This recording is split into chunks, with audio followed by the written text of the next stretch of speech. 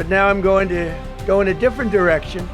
মার্কিন president Donald Trump নতুন এক বাণিজ্য আইন ব্যবহার করে শুল্ক আরোপ করেছেন, যা আগে কোনো মার্কিন প্রেসিডেন্ট প্রয়োগ করেননি। এই পদক্ষেপ নেওয়া হয়েছে ট্রেড অ্যাক্ট 1974-এর সেকশন 122-এর অধীনে। এই ধারায় প্রেসিডেন্ট বড় ও গুরুতর ব্যালেন্স অফ পেমেন্টস ঘাটতি মোকাবেলায় সর্বোচ্চ 15% পর্যন্ত অস্থায়ী শুল্ক আরোপ করতে পারেন। তবে এই শুল্ক কার্যকর থাকবে সর্বোচ্চ 150 দিন। এরপর তা বাড়াতে হলে কংগ্রেসের অনুমোদন প্রয়োজন হবে। হোয়াইট হাউস জানিয়েছে কিছু পণ্য এই শুল্কের বাইরে থাকবে, যেমন যুক্তরাষ্ট্রের উৎপাদন সম্ভব নয় এমন কৃষি পণ্য, গরুর মাংস, টমেটো, প্রাকৃতিক সম্পদ, সার এবং কিছু মহাকাশ সম্পর্কিত পণ্য।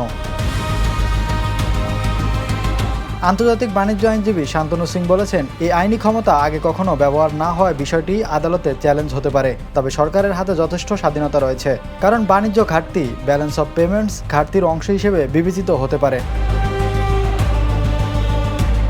প্রেসিডেন্ট ট্রাম্প দাবি করেছেন, $900 বিলিয়ন বেশি বাণিজ্য ঘাটতি কমাতে এই পদক্ষেপ নেওয়া হয়েছে।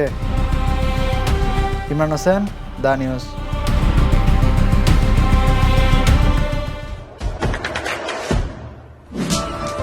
দেশে দেশে সবার সাথে দ্য নিউজ।